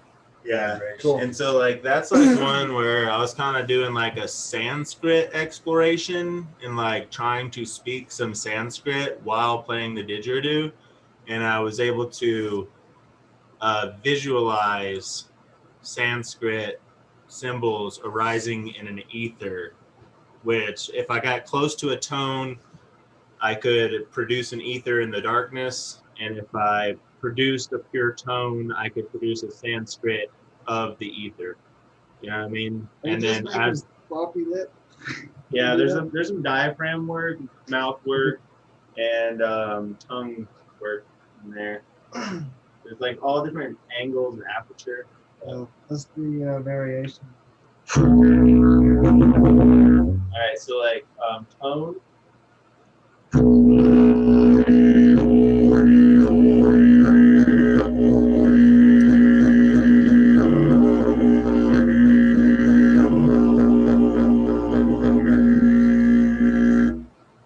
So that's playing with tone and just the regular vibration of the lips. Then like diaphragm is one of my favorites. It's kind of like laughing through the dizzy.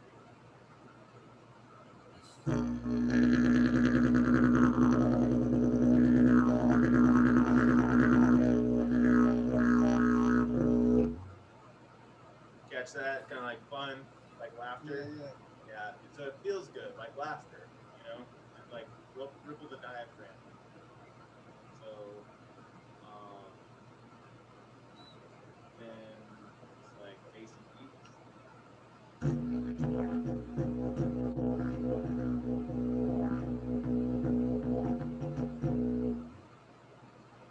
Then it's got key change. Probably my favorite key. Hardest to play.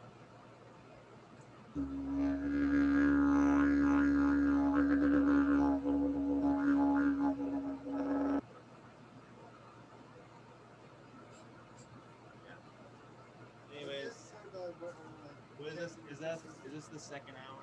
That was the second hour didgeridoo session, and then this piece travels down to a 1-foot cylinder, about 2.5 inches wide. Excellent piece of musical equipment. I agree. I think this was actually my favorite key that on this didgeridoo. So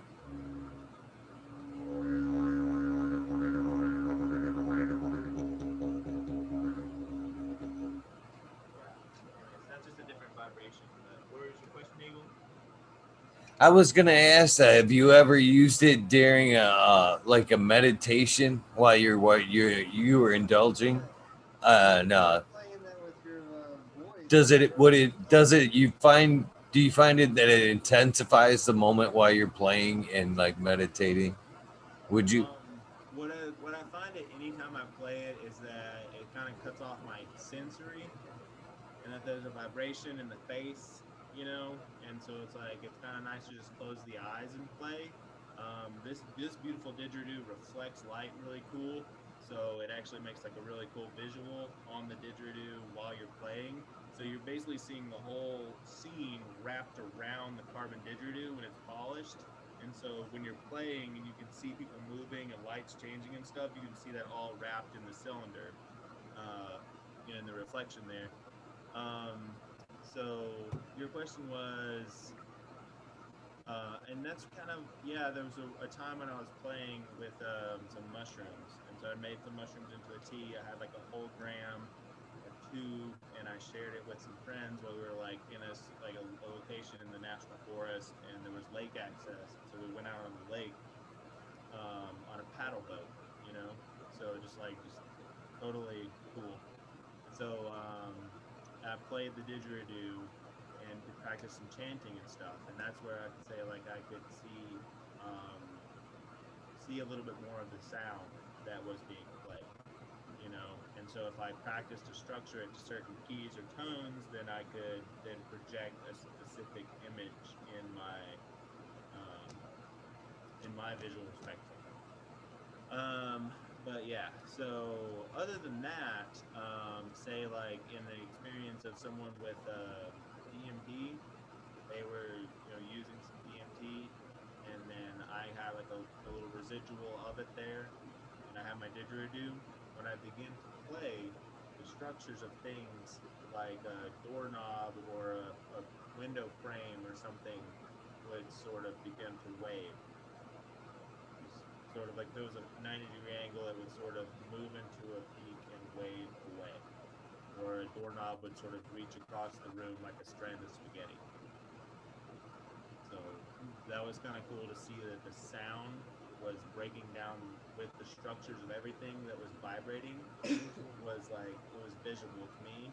And so it was more like it's like almost like if someone's trying to teach you Spanish, they're going to slow down the words and enunciate the words to try to teach you what they're saying and how to say it. It was kind of like all day, every day, we see reflections as structured things. Like we see structure based on our spectrum. Whereas like if we had full spectrum, we might see a lot more going on. You know what I mean? Whenever something's got 14 right angles on it, like what happens when there's 14 right angles on it? You know what I mean? Like, it makes no sense. The visible spectrum is just a bunch of angles.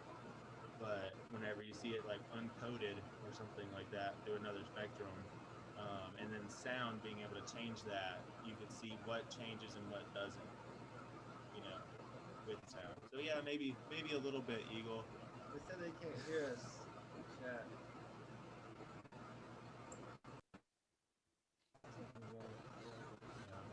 I can hear you. Yeah, we're They probably say just you're talking low. low.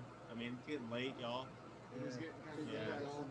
Yeah. Past More, our bedtime. Past our bedtime. One more dab to close us out here. We'll say goodnight. I Make think. sure you join us at sacred3mushrooms.com and use your code EAGLE to get 10% off. Hey. That was a bad hit. But yeah, I mean, I was a guest in the home tonight, and so I was just like really stoked to actually get to talk to Eagle and be a part of the show. But I knew I couldn't stay all night, and now I'm already here later than I thought I would be. Because it's that good of a time hanging out with Eagle Gardens. I ain't even kidding. And we're fucking talking shit with Eagle, right? Yeah.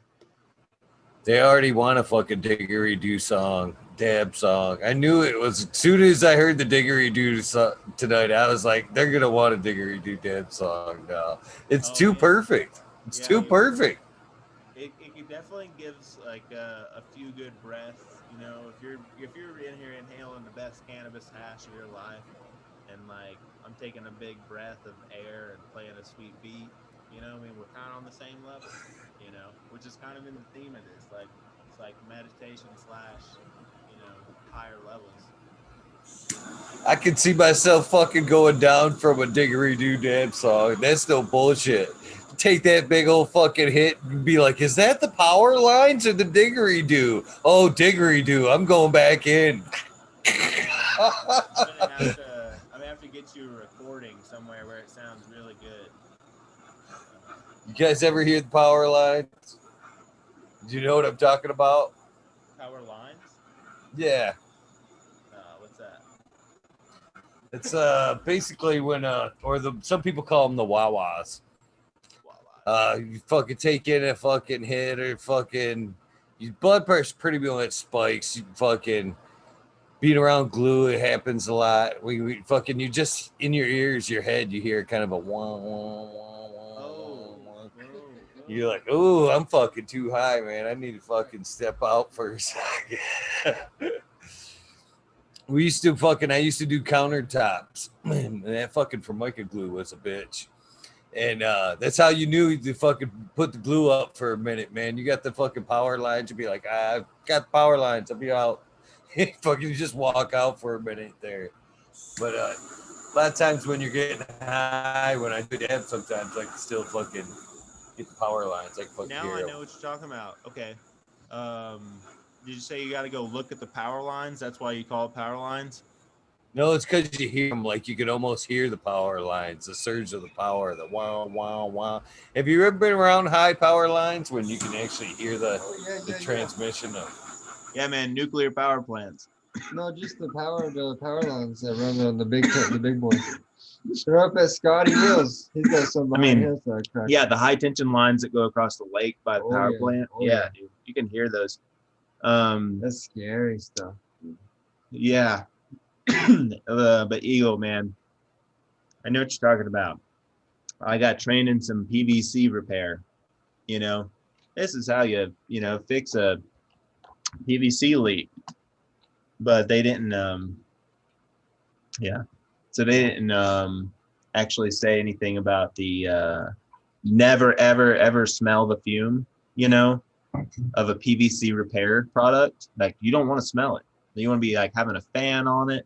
You want to be away from it, because once you get a little whiff of it, then your wah-wahs are going to kick in, or like the power, you know, what you said. And so that's what I experienced. Yeah, I know what you're talking about. When I was trained on how to use PVC equipment, they didn't train me properly. And I was like, wait, you can probably do this without that feeling, right? Oh, unfortunately, you couldn't do the Formica without that shit, man. That shit's strong. That was back before they used to make like a water base and a flammable, or it was a flammable version before the water base. And that flammable shit, man, as soon as you cracked the bucket open, was like, woof, you were pretty much counting.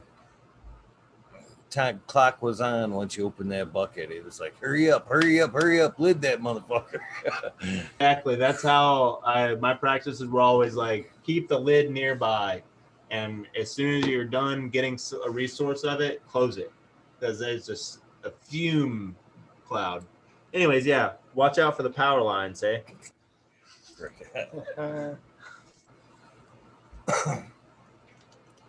Thank you guys for coming on, man. It's been a lot of fun, man. Thanks for having us, dude. It's been a good hangout. Roger Dodger, baby. Thanks everybody for joining us, and it's been fun, man. And thank you, Eagle, for having us here on fucking Talking Shit with Eagle. They've been requested one of these episodes. Fucking, you guys have a good one. I look forward to seeing you guys again soon. Come visit. Chat. Anytime. And maybe we'll have some type of gathering events coming up soon in the next months to come. chat. Y'all have a great night and great weekend. And be safe out there. Bye, y'all. Yes, have a good one. Night. Tanasi and the gang over there, sacred 3 mushrooms. My bad, Tanasi. That's fun, man. I enjoy these episodes, and when we're all kind of geeked up, if you will. But it was fun. I enjoyed it. Well, you guys know the deal. And gonna cut this one off and come back into the rabbit hole. 22.9 or 22.9.5. The rabbit hole. Hope to see you guys in a few. You guys know the deal. Do something nice for somebody. Random acts of kindness do save lives. I'll see you in a few.